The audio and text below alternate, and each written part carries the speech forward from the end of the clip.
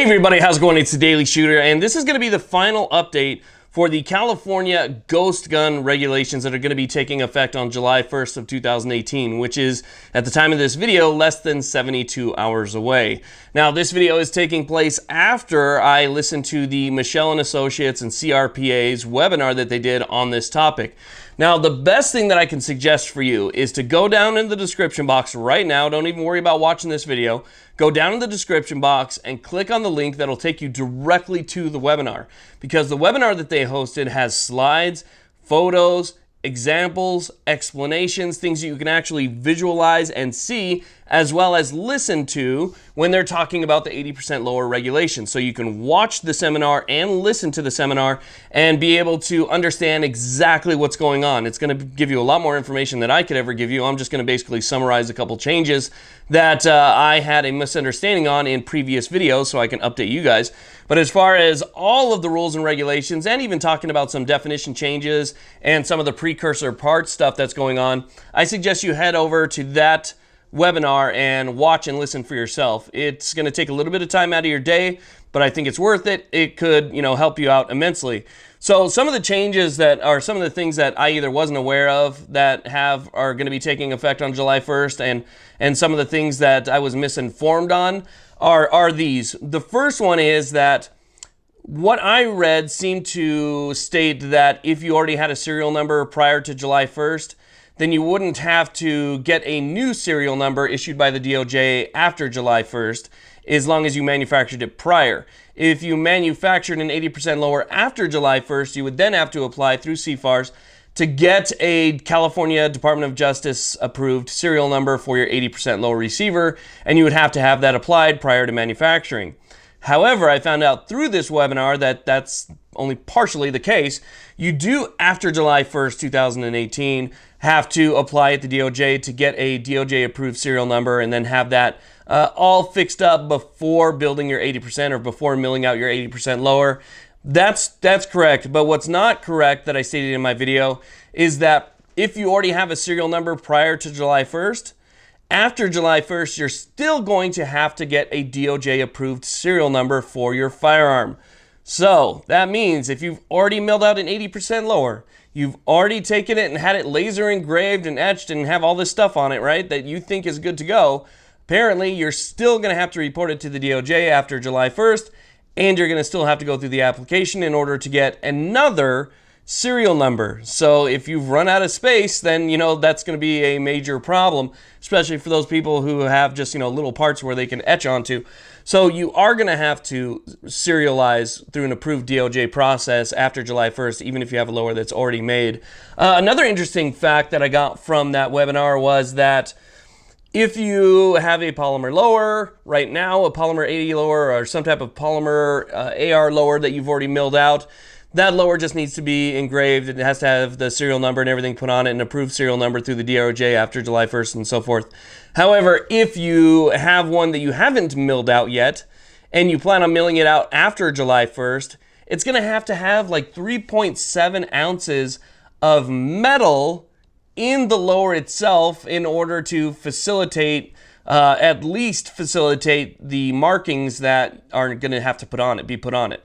So it's really interesting stuff, because I don't know any manufacturer out there that puts metal in their lower frames other than maybe just around around where the buffer tube is inserted, stuff like that. But I don't know anybody that puts metal in their lowers so that they can be inscribed, at least 3.7 ounces worth of metal in their lowers so it can be inscribed with something. I think that's the DOJ's way of saying, we don't want you having a polymer lower. We think in some way they're probably, going to get through some type of security system. So let's put metal in it so we can still detect it. That's what I think, but still, that's just what I think. So I'll let you guys listen to a little sample here. I actually have a microphone under my shirt. That's how I have my microphone every single time. A little bit of tape and my microphone. That's how I run the videos. So what I'm going to do is play you a sample of what it sounds like at the seminar or the webinar, so that you can hear for yourself exactly what it sounds like and get kind of an understanding for the information that you're going to be given. So you're hearing the people from the CRPA and Michelle & Associates talking. Again, link in the description box. Look first at the penal code provisions that were enacted by the legislature, which do include some of those terms in there. Generally speaking, really you should be aware that there are two important dates that you want to understand what the requirements of this new law are. So essentially beginning July 1st, 2018, and then after that date, so essentially starting on Sunday, prior to manufacturing or assembling a firearm, individuals must first apply to the DOJ for a serial number and engrave that DOJ-approved serial number within 10 days of manufacturing it. After doing so, you must then also notify DOJ in a manner prescribed by the regulations that they've adopted, which we'll talk about here in a little bit as well.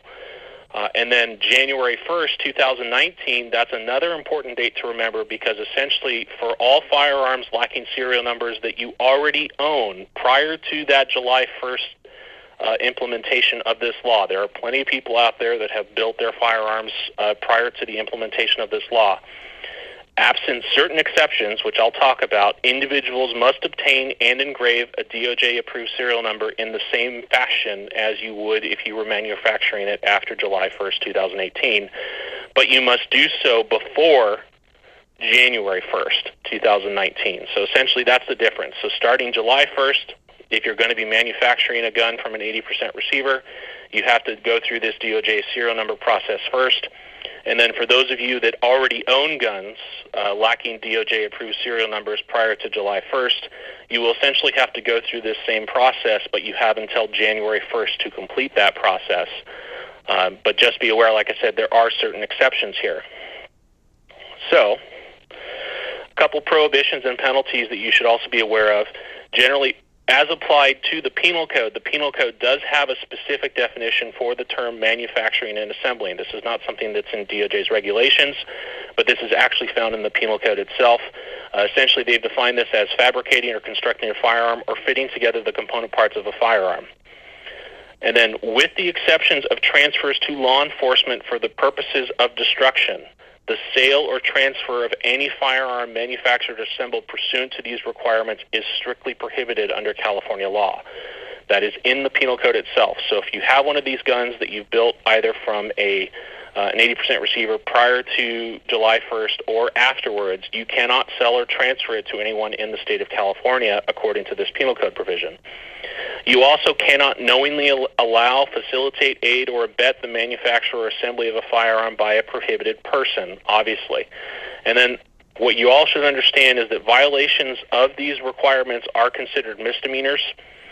For rifles specifically, if a violation is punishable up to 6 months imprisonment and or a fine of up to $1,000. Handguns, it's essentially the same with the one exception that instead of 6 months, it's up to a year imprisonment and then the $1,000 fine. But most importantly, each firearm constitutes a distinct and separate offense. So if you have 10 firearms, potentially 10 years in prison, $10,000 fine. Just make sure you all understand that as far as what the actual restrictions are and what penalties are associated with this. Okay, so you guys get a basic understanding there of kind of what the webinar is like, what type of information that you're going to get, and so forth. There is a lot of information contained within that webinar, so I suggest that if this is something that really interests you, you want to get the information correct, you want the information to be right, I suggest that, again, you go down to the description box and you listen to the webinar yourself. It's open to the public. They don't ask for your email or anything like that. You just simply need to type in your name and then click submit. It will pop up the webinar, and then you could listen to it on your own time. So, you know, you can pause it at any moment, but listen to it over lunch, whatever it takes, and get all the correct information. So, as you can see, it's very easy to listen to. The information is straightforward. It's very easy for just a common person to understand. There's not a lot of legal mumbo-jumbo and terms like that. So if you're still wondering whether or not you've done things right and you don't want to get in trouble for the things that you have already done and you want to know what to do in the future after July 1st, again, watch and listen to the webinar. It's absolutely valuable information for us Californians. And again, I want to thank Michelle and Associates and the CRPA for hosting that. Please make sure that if you have any extra money, you know, that you want to donate to the cause, that you donate it to them. I think that they are a worthy cause who is standing up for our rights, and they do a lot to help us out. They do a lot to help us understand. And they also have an archive list, which you'll find in the link that I'll post down below. With that archive list, you'll be able to see all of the previous webinars that they've held on different things like the assault weapons ban and so forth. These are all big pieces of information that I go to. when I want information prior to making a video. So I think it's very good information for all of you to see as well. Again, thank you all very much for watching. Keep up the fight. Hopefully we can win back some of this stuff in court. We can vote and maybe change some things around. Remember, we have a governor's election coming up in November. Make sure you get out and